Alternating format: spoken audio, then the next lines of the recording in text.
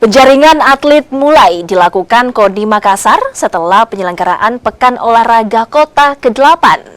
Koni pun menjajal kerjasama dengan pihak sekolah untuk mendata minat olahraga dari para siswa. Langkah ini diambil untuk memfasilitasi para atlet muda.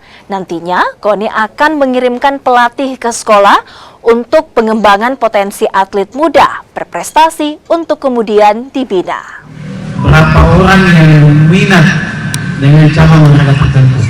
Misalnya sepak bola ada 50 orang, karate ada 50 orang, Pancasila ada 100 orang misalnya, dan seterusnya.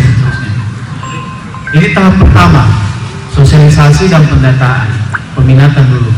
Setelah itu kalau datanya sudah ada, maka kami akan pindah ke tahap kedua, ini sambil jalan, itu pembinaan terintegrasi dengan dua muaranya. Yang pertama adalah setelah basic data tadi itu menjadi landasan untuk kita mengirimkan pelatih ke sekolah.